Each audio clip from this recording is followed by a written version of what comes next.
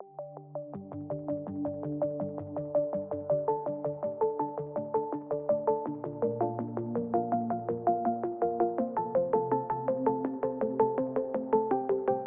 vous laisse la parole pour une vingtaine de minutes. Merci beaucoup.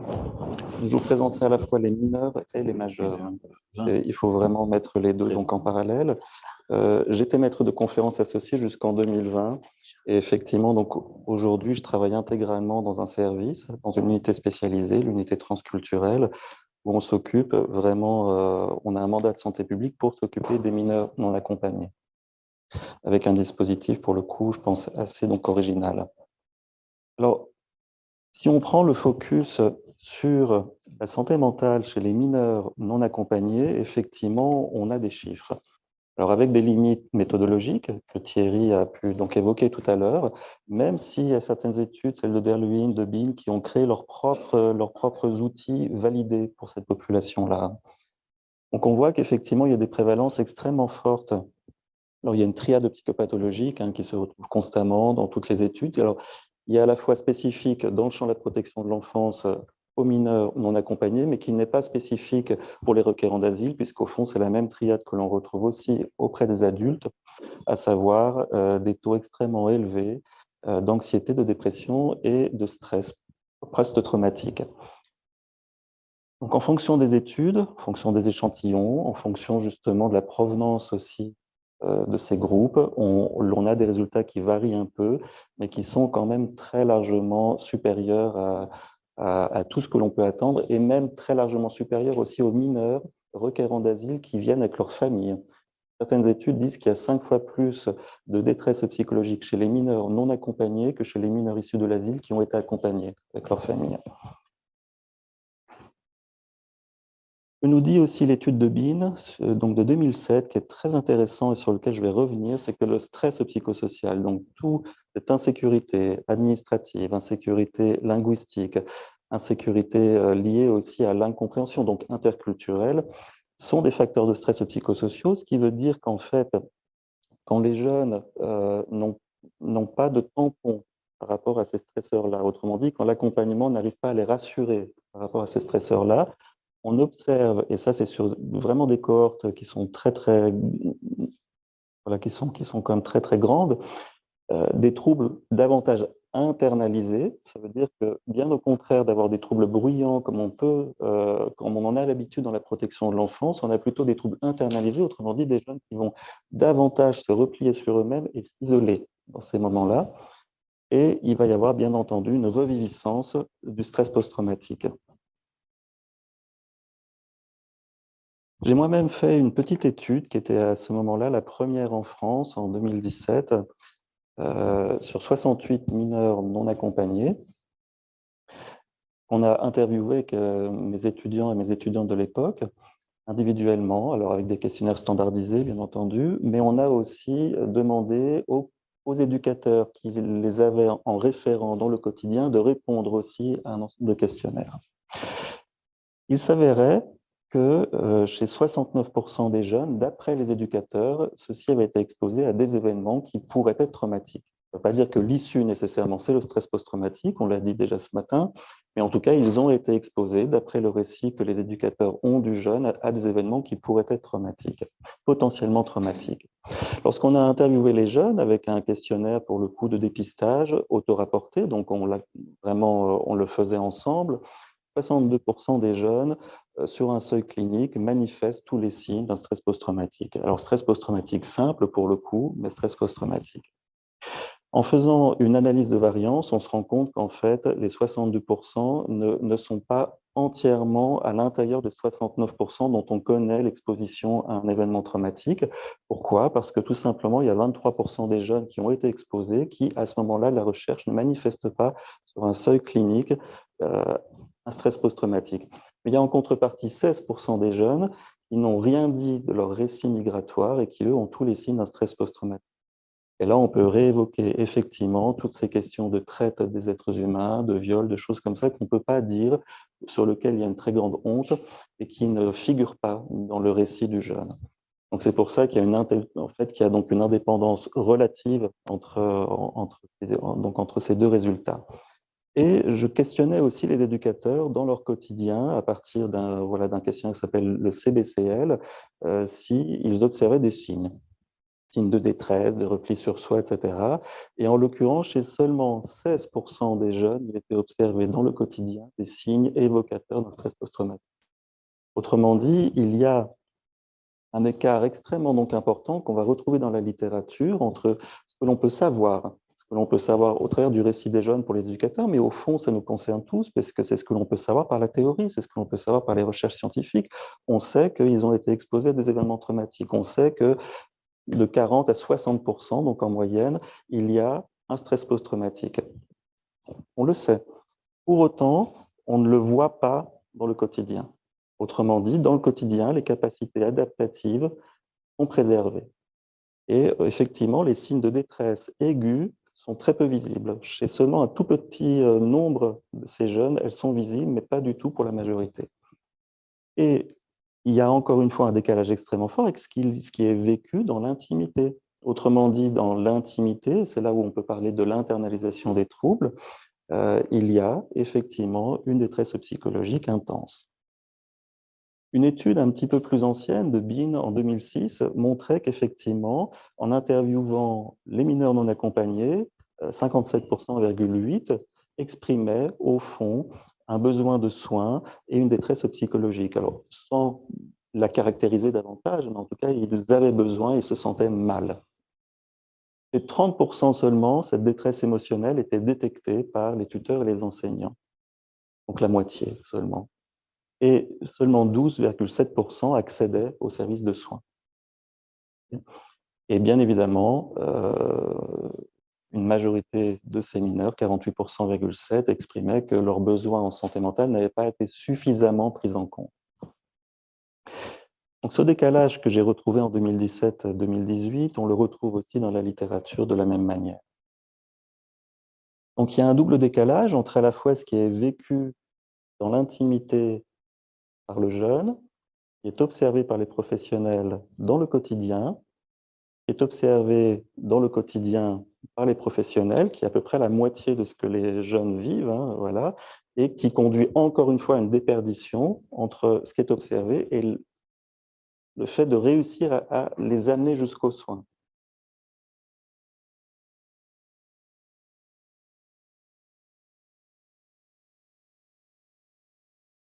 Alors, pourquoi est-ce qu'il y a un tel décalage? Ça, c'est une vraie question à la fois clinique et une question de recherche. J'ai proposé, et Thierry en a parlé ce matin, Sévan aussi, de cette insécurité donc administrative, j'ai proposé une piste explicative, au fond, pour pouvoir expliquer vraiment ce décalage entre ce qui est vécu dans l'intimité, ce qui est vu dans le quotidien, que j'ai appelé le paradoxe de l'accueil. Le paradoxe de l'accueil, en fait, c'est en tant que mineurs, ils sont protégés et pris en charge. Alors en France, c'est au titre de la protection de l'enfance, sachant que la France est vraiment une exception donc en Europe avec l'Espagne, puisque les autres pays donc européens les accueillent au titre de la demande d'asile.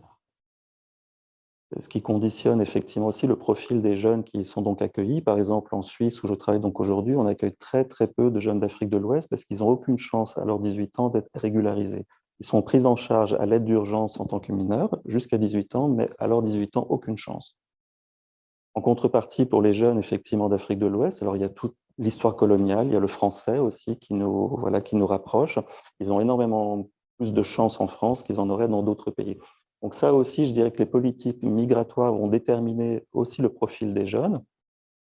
Et donc en France, effectivement, en tant que mineurs, ils sont protégés et pris en charge au titre de la protection de l'enfance, et en même temps, ils restent exposés à un avenir incertain et menaçant.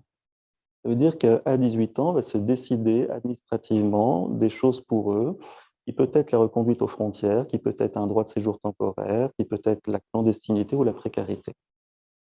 Donc il y a vraiment une contradiction comme ça de l'accueil entre protection et insécurité.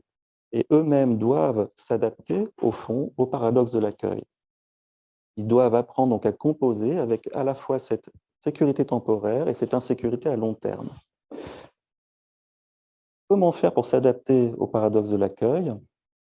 Ben, c'est tout simplement de montrer le maximum de volonté à s'intégrer, à normaliser sa situation, puisque à 18 ans, va être décidé si on peut rester ou pas. Sur quels critères est-ce que ça se décide en France? C'est sur le critère de l'apprentissage de la langue, c'est sur le critère de l'insertion, de l'apprentissage dans un métier, souvent des métiers en plus qui sont sous tension.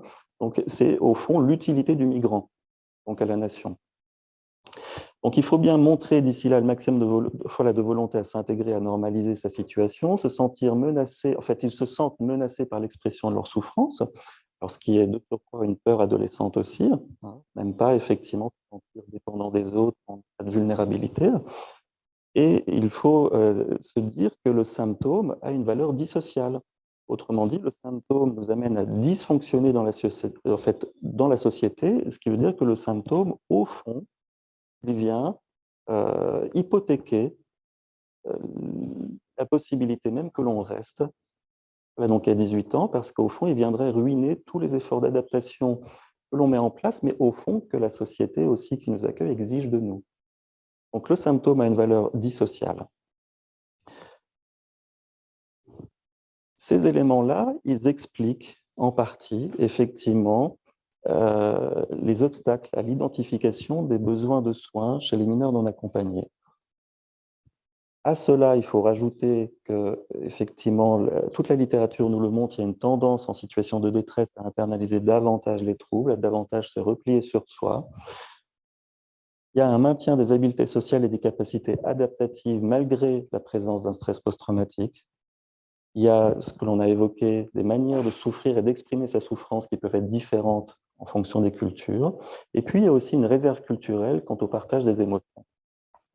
Cette réserve culturelle, on la retrouve, ayant beaucoup travaillé en France avec des jeunes qui venaient d'Afrique de l'Ouest, ils me disaient, mais moi, j'aurais jamais dit quoi que ce soit à mes parents, quand on va pas bien, on le garde pour soi. Aujourd'hui, j'ai des jeunes Afghans à 90%, et ils me disent exactement la même chose, quand on va pas bien, on va pas ennuyer les autres avec ça, on le garde pour soi, puis on trouve une solution.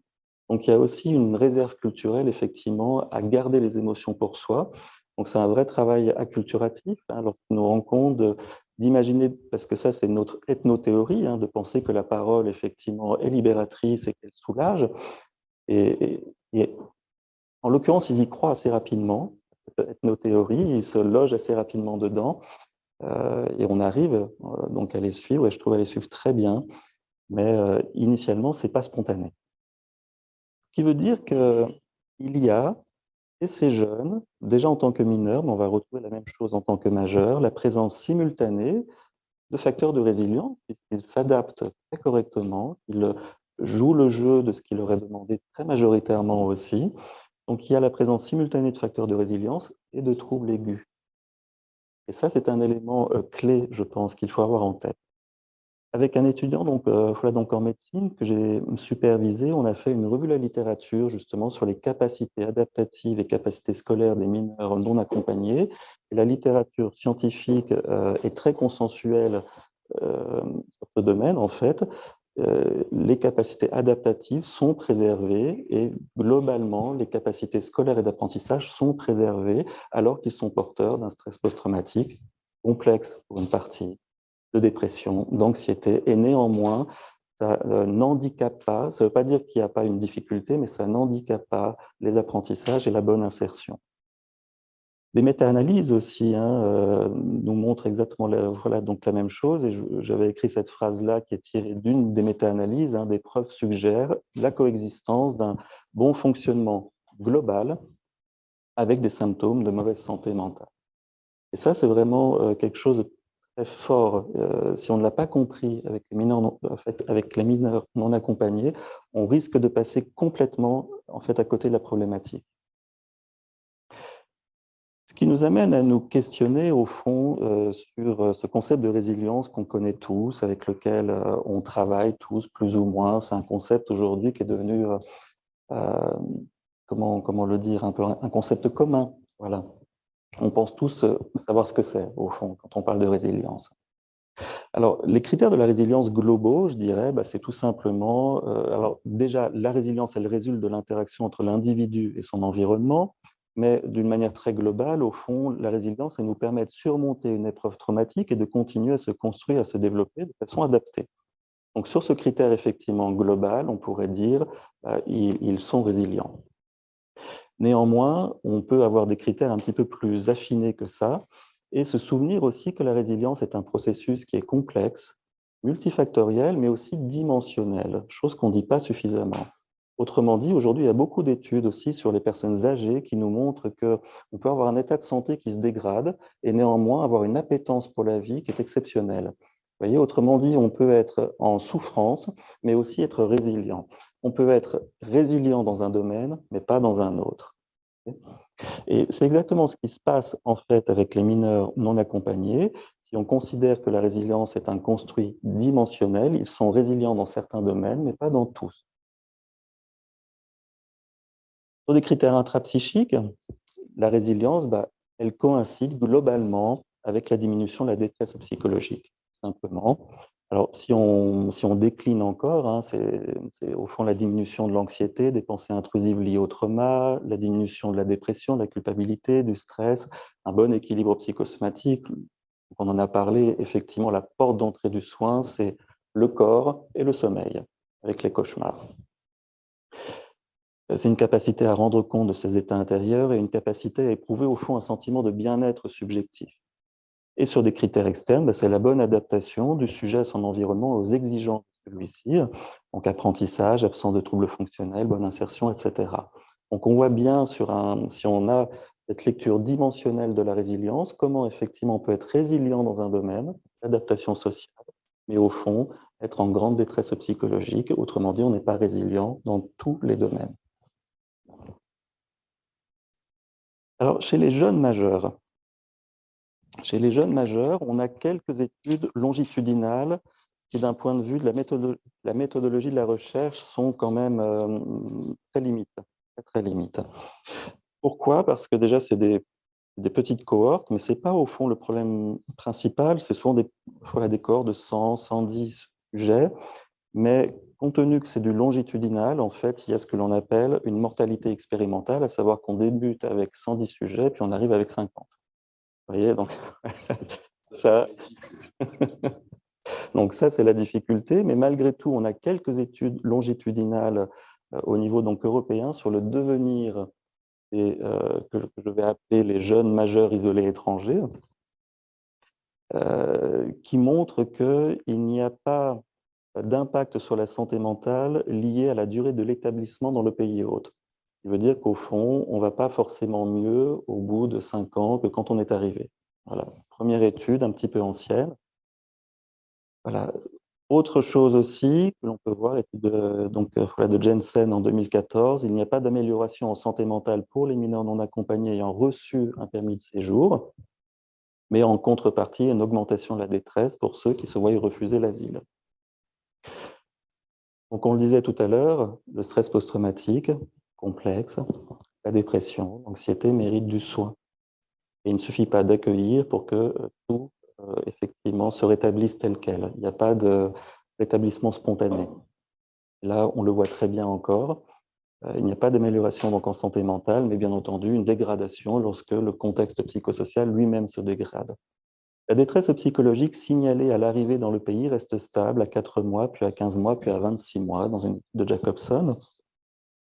Autre étude, encore une fois, le devenir des MNA en Norvège après 6 mois, donc à l'âge de 14 ans, puis après 2 ans, à l'âge de 16 ans, puis après 5 ans, à l'âge de 19 ans, montre qu'il n'y a aucune différence entre 6 mois et 2 ans sur les indicateurs de santé mentale. Il y a une très légère amélioration des symptômes dépressifs après 5 ans, très faible amélioration du stress post-traumatique après 5 ans, mais la prévalence reste tout de même de 62% de jeunes, donc là de jeunes majeurs, qui montrent toujours des signes aigus de stress post-traumatique. Bien entendu, et ça, toutes les études vont dans le même sens, elles convergent, il y a un impact négatif du stress du quotidien sur la santé mentale, et il y a un effet bénéfique, c'est un effet tampon, en fait, un effet médiateur ou modérateur du soutien social sur la dépression. Avec des collègues de l'INSERM de Montpellier, on a réalisé ce que je pense être la première étude française sur le devenir des jeunes majeurs isolés étrangers. En France, on a une étude multicentrique, alors qui n'est pas une étude longitudinale, qui est une étude transversale, une étude multicentrique entre Chambéry, Montpellier et La Rochelle, où on a interviewé 110 jeunes majeurs, âgés de 18 à 22 ans, des femmes et des hommes, mais plus des hommes, parce que ça, c'est les échantillons, qui ont été pris en charge, c'était l'une des conditions d'inclusion, qui ont été prises en charge par la protection de l'enfance, qui ont pu, pour certains, avoir même un contrat jeune majeur, mais qui, en tout cas, étaient au moins depuis 6 mois sortis de la protection de l'enfance et de tout accompagnement voilà, donc éducatif. Et avec ou sans titre de séjour, ça, après, c'était vraiment la situation. Je vais vous présenter brièvement 4 résultats pour réfléchir un peu sur le devenir de ces jeunes majeurs isolés étrangers, au regard aussi de ce que l'on a vu de la santé mentale des mineurs. Donc voilà les résultats qu'on a trouvés pour la symptomatologie, donc vraiment sur la santé mentale. Les troubles somatiques, 18,4% des jeunes interviewés ont des troubles somatiques. En population générale, c'est à peu près 9,7%. Donc on est sur le double. Les troubles anxieux. Donc j'ai à chaque fois mis sur le côté le questionnaire qu'on a donc utilisé. Les troubles anxieux, 17,8% de ces jeunes majeurs manifestent des troubles anxieux. La population générale, c'est à 4,2%. Troubles dépressifs, avec le PHQ-9, 28,7% manifestent des signes aigus d'un état dépressif, d'un trouble dépressif. En population générale, 6,7%. État de stress post-traumatique, 33,7%. En population générale sur la vie entière, entre 2 et 8%. Donc on reste sur les jeunes majeurs, sur des prévalences quand même qui sont tout à fait anormales.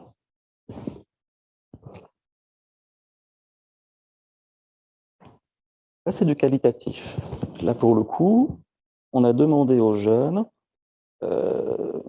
une auto-évaluation de leur état, du bien-être, etc., par rapport à au moment où la protection de l'enfance en fait a cessé pour eux, où ils sont sortis complètement des dispositifs de protection de l'enfance. Alors certains, c'est à 18 ans pile, d'autres, ça a pu être à 18 ans et 3 mois en fonction des accompagnements. Et vraiment ce moment où ils se sont retrouvés sans accompagnement et sans éducateur. 61,5% des jeunes peuvent dire que dans le mois où ils se sont retrouvés tout seuls, ils ont vraiment observé en eux-mêmes une péjoration de leur état de santé. Ils allaient mal. Ils allaient mal parce qu'effectivement, il fallait tout gérer par soi-même et beaucoup d'insécurité aussi. Néanmoins, on voit aussi que certains peuvent dire qu'ils allaient mieux. 24% tout de suite, dès qu'ils sont sortis, c'était la libération. Voilà. Donc, on n'a jamais des résultats qui sont univoques. On a toujours comme ça des proportions qui nous font penser la complexité, mais avec une tendance quand même assez franche de se dire qu'effectivement, ce passage, immédiatement après, quand ils sortent complètement, quand ils sortent entièrement du dispositif de la protection de l'enfance, est un moment de vulnérabilité très fort.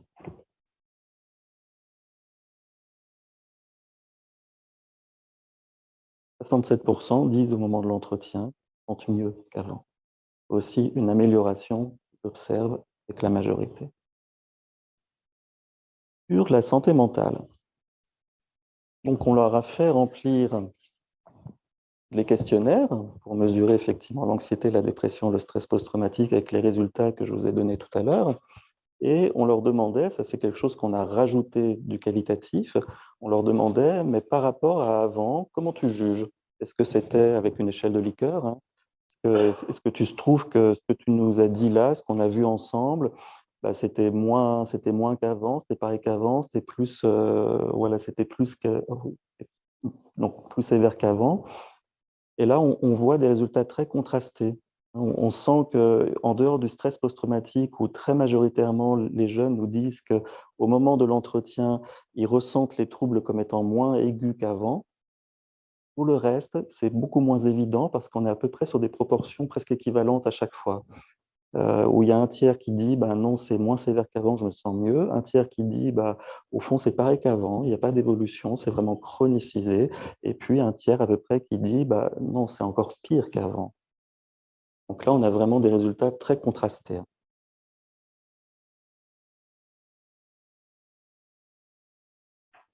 Donc ça, c'est pour vous donner aussi un peu une image sur ce petit échantillon de 110 jeunes dans trois départements différents, de la situation socio-administrative quand on les rencontre. 30% sont en apprentissage, 15% sont en lycée professionnel, 10%, presque 11, sont salariés, 34% sont à la recherche d'emploi, donc quand même une situation administrative, donc une situation de précarité, je veux dire. Alors c'est encore d'autres situations. Titre de séjour, au niveau de la situation donc administrative, 68% ont un titre de séjour. Alors, c'est des titres de séjour temporaires, mais ils ont quand même un titre de séjour souvent renouvelable chaque année, hein, dans la plupart des cas. Dans l'attente d'un titre de séjour, presque 11%, en demande d'asile, 6%, et en situation irrégulière, 14%. Et 90% ont une formation, ou sont en formation, ou ont un diplôme. On voit vraiment effectivement ce parcours quand même, hein. Alors, quand on a fait une comparaison statistique entre les jeunes qui ont une situation stable, alors stable, ça veut dire au moins qu'ils ont un titre de séjour, c'était le critère principal, versus instable, n'ont pas de titre de séjour, ou sont dans l'attente, ou sont dans une situation donc irrégulière. On voit, mais sans surprise, parce que toute la littérature nous dit la même chose aussi, que bien évidemment, il y a un niveau significativement beaucoup plus élevé de symptômes somatiques, de troubles anxieux, de stress post-traumatique et bien entendu un score de résilience plus faible.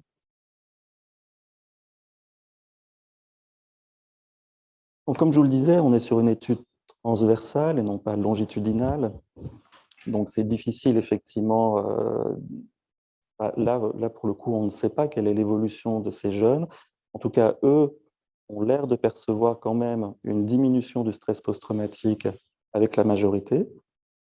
Effectivement, il y a 33% des jeunes qui ont les critères d'un stress post-traumatique, ce qui est sensiblement moins que ce qui est beaucoup moins que ce que j'avais trouvé pour mon échantillon adolescent, mais ce qui est sensiblement moins que ce que l'on trouve globalement pour les mineurs non accompagnés. Donc moi, je suppose, contrairement aux études qui ont été faites en longitudinal, où je pense qu'il y a une forme de captation un petit peu des personnes qui vont le plus mal, qui sont restées donc un petit peu captives du groupe, et une forme de surreprésentation de ceux pour lesquels il n'y a pas eu de changement du tout.